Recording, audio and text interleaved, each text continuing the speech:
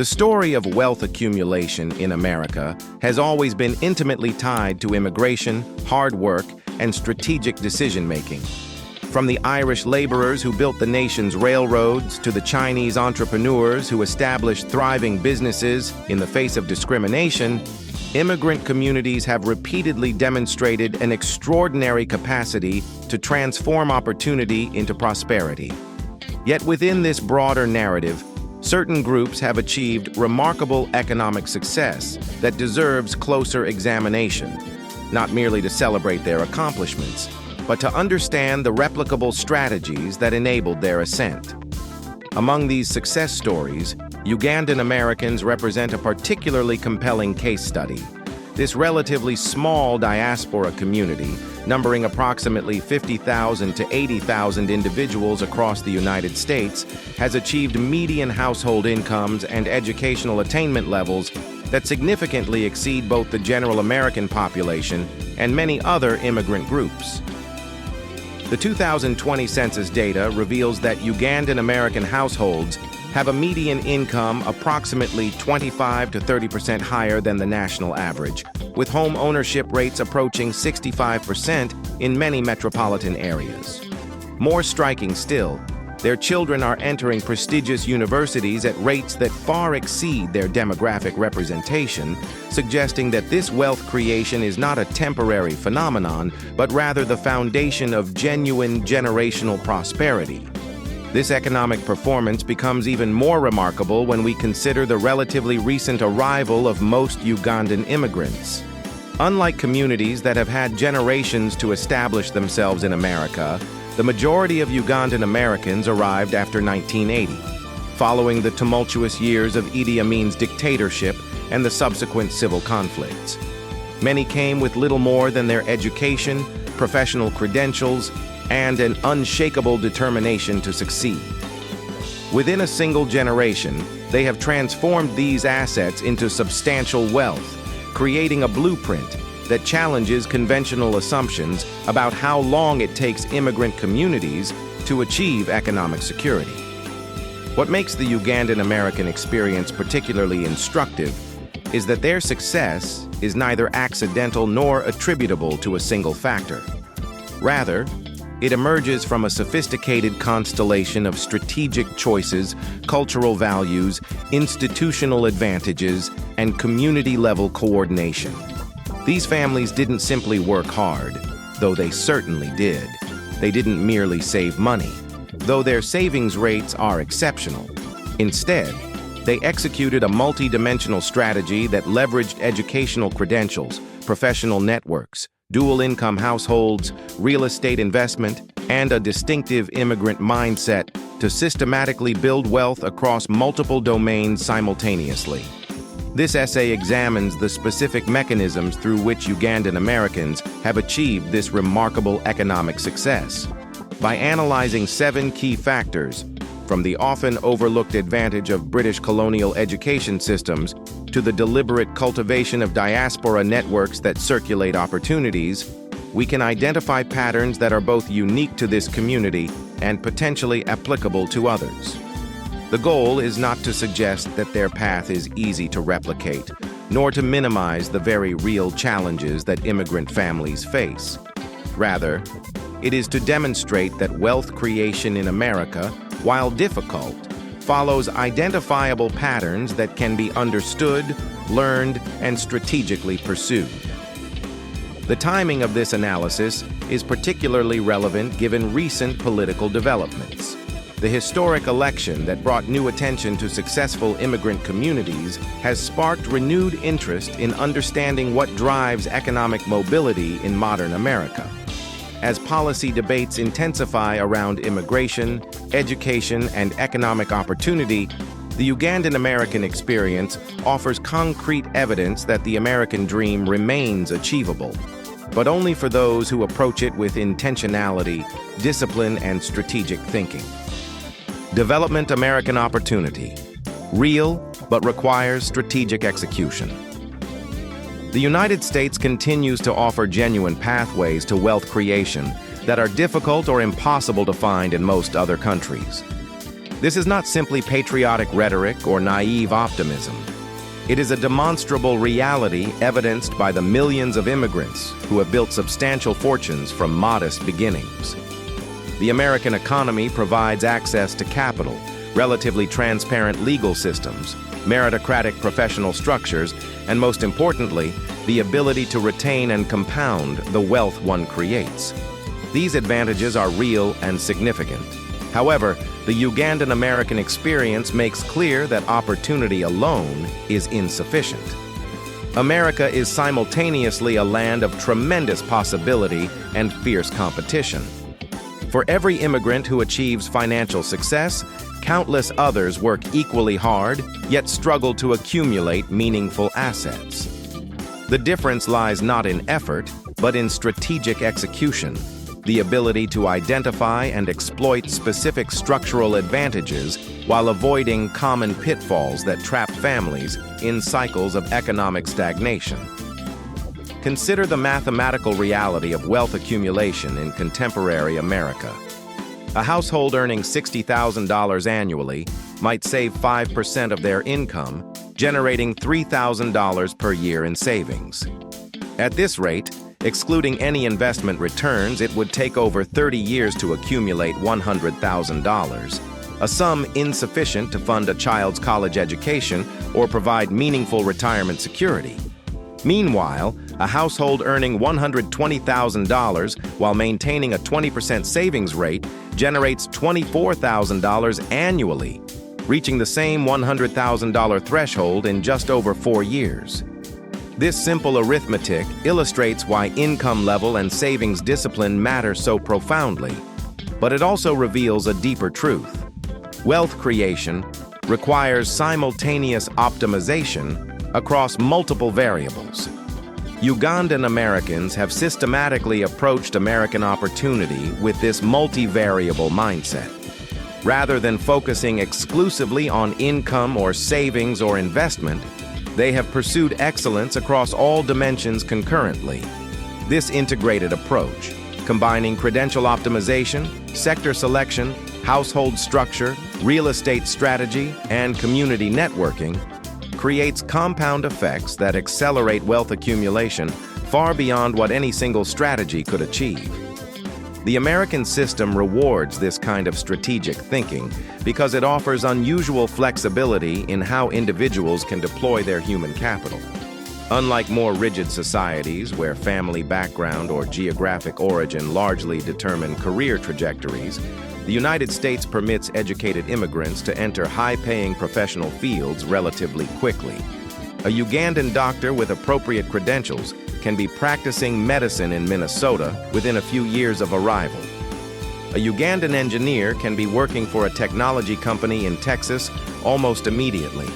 This credential transferability, particularly for those educated in British-influenced systems, creates a foundation upon which all other strategies can build. Yet opportunity alone remains insufficient without the cultural and psychological frameworks to exploit it. Many immigrant groups arrive with strong work ethics and educational credentials, but lack the specific strategic orientation required to convert these assets into generational wealth. Some prioritize immediate consumption over long-term investment. Others focus narrowly on a single dimension of wealth creation while neglecting complementary strategies. Still others fail to develop the community-level coordination that multiplies individual efforts into collective advantage. The Ugandan American model demonstrates that success requires more than individual initiative. It demands a systematic approach to opportunity that begins with mindset and extends through every major financial decision a family makes. The following sections examine each component of this system, revealing how seemingly disparate choices about education, career, housing, and community interaction combine to create trajectories toward substantial wealth accumulation. Historic election and rising Ugandan American wealth. The 2020 election cycle brought unprecedented attention to successful immigrant communities, with Ugandan Americans featuring prominently in discussions about economic mobility and the realization of American dreams. While political representation remains important, The deeper story lies in the economic foundations that have enabled this community's rise to prominence. Understanding this trajectory requires examining not just individual success stories, but the systemic patterns that have elevated an entire diaspora. Statistical evidence paints a striking picture. Ugandan Americans demonstrate home ownership rates exceeding 60% in major metropolitan areas, significantly higher than the national average for recent immigrant groups. Their children attend college at rates approaching 85%, with disproportionate representation at elite institutions. Professional attainment is equally impressive, with Ugandan Americans overrepresented in medicine, academia, engineering, and business management relative to their population size. These outcomes did not emerge from a single catalyst, but rather from decades of strategic community building that began in the 1980s and accelerated through the 1990s and 2000s. The first wave of Ugandan immigrants, many fleeing political instability, arrived with professional credentials but limited capital. They faced significant challenges: credential recognition barriers, cultural adjustment difficulties, and the standard struggles of immigrant life. Yet within this challenging context, they made a series of collective choices that would compound over time into substantial wealth creation. One crucial early decision involved geographic concentration in specific metropolitan areas.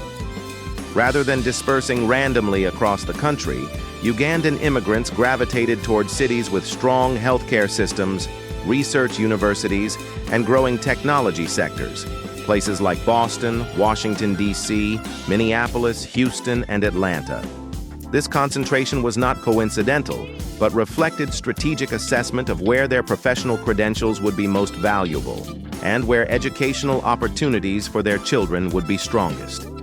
Within these cities, Ugandan Americans established formal and informal networks that functioned as information-sharing mechanisms, job referral systems, and mutual support structures. Church congregations became venues for professional networking. Social gatherings doubled as opportunities to discuss investment strategies and share information about emerging career opportunities. These networks created what economists call information advantages, the ability to access knowledge about opportunities before they become widely known, enabling earlier and more strategic positioning. The political visibility that emerged in recent elections reflects the maturation of this economic foundation. When community members achieve sufficient financial security to invest time in civic engagement, when their children graduate from prestigious universities and enter influential careers, when their businesses grow large enough to employ others and contribute to local economies, political recognition naturally follows. The election of Ugandan Americans to local and state positions represents not the cause of their success, but rather its consequence, the inevitable result of systematic wealth creation playing out over decades. This trajectory also highlights an important truth about American meritocracy. It functions imperfectly, but genuinely. Ugandan Americans faced discrimination, credential recognition challenges, and the standard difficulties that confront all immigrant communities. Yet they found that strategic positioning in the right sectors, combined with excellent credentials and strong professional performance, could overcome these barriers more effectively than in most other countries. The American system's emphasis on measurable professional achievement, board certifications for doctors, publications for academics, patents for engineers, created pathways for recognition that were more accessible than social connections or family lineage. The rise of this community also illustrates the compounding nature of immigrant success. As the first generation established themselves professionally and achieved financial stability, they created platforms for their children to reach even higher. Second-generation Ugandan Americans enter adulthood with American citizenship, native English fluency, and access to elite educational institutions, advantages that enable them to pursue opportunities in law, finance, technology, and entrepreneurship that were largely inaccessible to their parents. This generational acceleration represents the true realization of wealth creation, transforming immigrant struggle into established prosperity within a remarkably short time frame. Wealth creation is intentional, not coincidental. Perhaps the most important lesson from the Ugandan American experience is that wealth accumulation results from deliberate strategy rather than fortunate circumstances.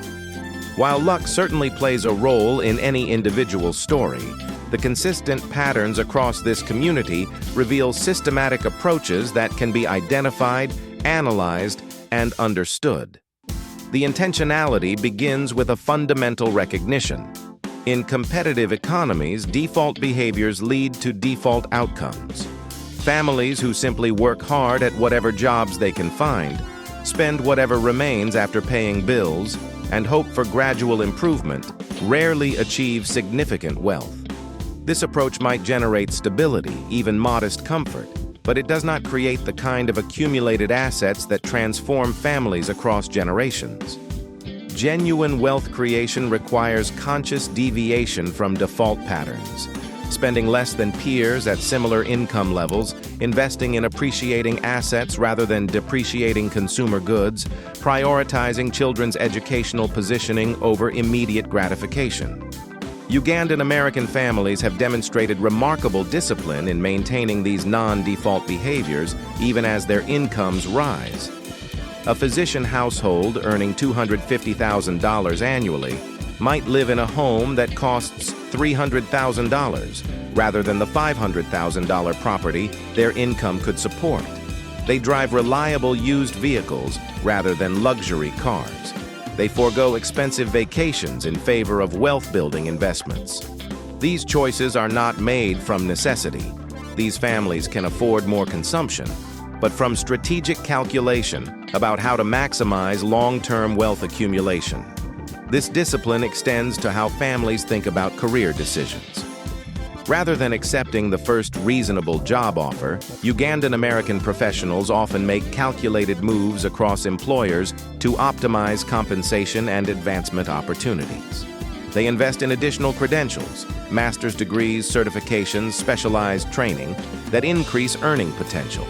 They position themselves in sectors with strong growth trajectories and significant compensation upside rather than stable but limited industries.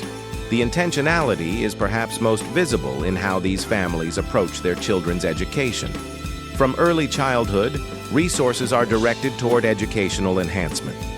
Tutoring when needed, musical instruments to develop discipline, competitive sports to build character, summer programs to develop interests. These investments are not haphazard, but carefully calibrated to maximize the child's competitive positioning for elite university admission. Parents research school districts exhaustively before choosing homes. They cultivate relationships with teachers and counselors. They ensure their children understand that educational excellence is not merely encouraged, but expected. This strategic orientation also manifests in financial behavior. Ugandan American families typically maintain detailed budgets, track spending carefully, and make conscious allocation decisions about every significant expenditure. They maximize retirement contributions to capture employer matches and tax advantages. They establish 529 education savings accounts for their children when they are infants. They study real estate markets before purchasing homes, treating residents' decisions as investment choices rather than purely lifestyle preferences. The contrast with less strategic approaches reveals why intentionality matters so profoundly. Consider two families with identical $100,000 annual incomes. The first family spends $95,000 annually, saving only $5,000. The second family lives on $75,000, saving $25,000. Over 20 years, assuming modest 6% investment returns, the first family accumulates approximately $195,000, while the second accumulates $975,000, a nearly five-fold difference from the same starting income. This mathematical reality explains why savings rate and investment discipline create vastly different outcomes, even among families with similar earnings. The Ugandan American approach recognizes that wealth creation has a fundamentally exponential character. Early investments compound over time, creating accelerating rather than linear growth. A dollar saved and invested at age 30 grows to approximately $10 by retirement age, assuming historical market returns. The same dollar saved at age 50 grows to only about $3. This time value of money reality means that aggressive early career saving, even when incomes are relatively modest, creates disproportionate long-term impact. Ugandan American families internalize this principle, often making significant financial sacrifices during their peak earning years to maximize investment and minimize debt. Factor 7. British education legacy and credential transferability. One of the most underappreciated advantages enjoyed by Ugandan Americans is the British colonial legacy in Uganda's education system. This historical artifact has created unexpected benefits for immigrants navigating American professional credentialing systems, providing a structural advantage that distinguishes them from many other African immigrant groups. Uganda's education system, established during British colonial rule and largely maintained after independence, follows British pedagogical models and assessment frameworks. Universities such as Makerere University, established in 1922, have long been recognized internationally and maintain accreditation standards compatible with British and American institutions. Medical schools follow British medical education models. Engineering programs align with British Engineering Council standards. This structural alignment creates immediate credential recognition advantages that cannot be overstated. For physicians, this legacy proves particularly valuable. A Ugandan doctor educated at Makerere University's College of Health Sciences has completed training that American medical boards recognize as substantially equivalent to U.S. or Canadian medical education. The licensing pathway remains rigorous, requiring USMLE examinations and residency training. But the underlying education is accepted as legitimate, enabling Ugandan physicians to enter American medical practice far more easily than doctors from countries whose education systems differ fundamentally from Western models. The same advantage extends to other fields. Ugandan engineers educated in British-style programs have credentials that American employers recognize and value. Academics trained in British dissertation and thesis structures produce work that aligns with American academic conventions. Business professionals educated in British-influenced MBA programs possess frameworks and analytical tools that translate directly into American corporate contexts. This credential compatibility eliminates years of costly re-education that immigrants from some other countries must undertake. The language advantage amplifies these benefits. English serves as Uganda's official language and the medium of instruction throughout the education system. Ugandan immigrants arrive in the United States with native or near-native English fluency, eliminating the language barriers that impede professional advancement for many immigrant groups. They can immediately engage with professional literature, communicate effectively with colleagues and clients, and navigate complex bureaucratic processes without translation assistance. This linguistic competence also enables rapid cultural adaptation, as immigrants can access American media, understand social cues, and integrate into professional networks with minimal adjustment period. The psychological impact of this credential recognition deserves emphasis. When immigrants arrive knowing that their education will be respected and their professional qualifications will be recognized, they approach career development with confidence rather than anxiety. They can focus on advancing within their fields rather than fighting simply to be acknowledged as legitimate professionals. This confidence compounds over time, enabling more ambitious career moves and stronger salary negotiations than might occur if immigrants felt their fundamental qualifications were questioned. The British education legacy also created cultural frameworks around credentialing and professional advancement that align well with American meritocratic structures. Ugandan professionals understand the value of additional credentials, specialized certifications, and documented expertise because these mechanisms function similarly in their home country's British-influenced system. When they encounter American emphasis on board certifications, professional licenses, and advanced degrees, these feel familiar rather than alien. Cultural continuity that enables faster adaptation and more strategic credential accumulation. This advantage has created what might be termed first-mover benefits in certain professional sectors. As early Ugandan immigrants successfully navigated American credentialing systems in medicine, academia, and engineering during the 1980s and 1990s, they established templates that subsequent arrivals could follow. They learned which credentials mattered most, which licensing pathways worked best, and which professional associations provided most value. This accumulated knowledge, shared through diaspora networks, enabled increasingly efficient professional positioning over time. The contrast with immigrant groups from educational systems that differ substantially from Western models illustrates this advantage. A highly accomplished physician from a country whose medical education follows entirely different structures might face years of additional training before practicing in the United States, despite equivalent or superior clinical competence. An engineer whose credentials come from an unrecognized institution might need to complete a second degree despite having years of professional experience. These barriers, while sometimes justified by genuine differences in training quality, impose enormous costs that Ugandan immigrants largely avoid. Factor 6. Strategic sector selection: healthcare, academia, technology. The concentration of Ugandan Americans in specific high-value sectors represents another crucial component of their wealth creation strategy. Rather than dispersing randomly across the economy, this community has concentrated in healthcare, academia, and technology, fields characterized by high compensation, strong professional protection, and significant growth trajectories. Healthcare represents the most prominent sector concentration. Ugandan Americans are substantially overrepresented among physicians, nurses, pharmacists, and other healthcare professionals relative to their population.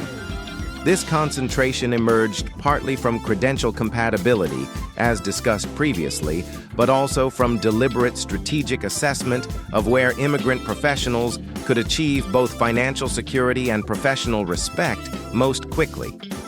Healthcare offered several advantages: credential-based rather than network-based hiring, strong demand exceeding domestic supply, professional licensing that protected against discrimination, and compensation levels sufficient to enable rapid wealth accumulation.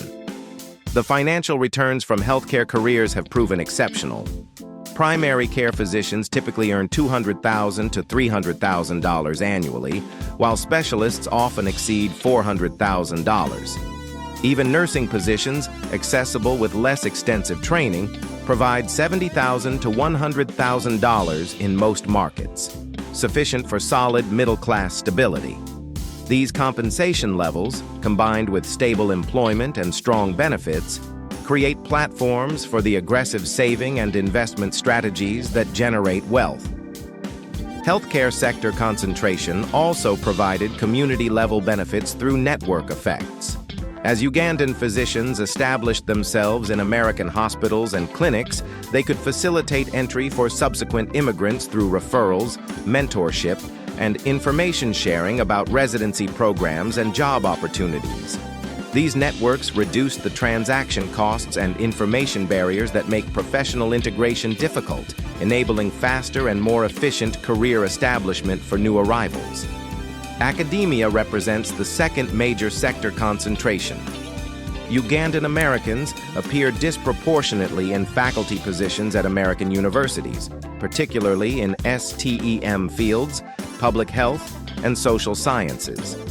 Academic careers offered several strategic advantages for immigrants: emphasis on measurable productivity, publications, citations, grants, rather than subjective assessment, international nature of academic credentials and reputation, flexibility in work arrangements that could accommodate family needs, and access to excellent educational opportunities for children through tuition benefits and proximity to university resources.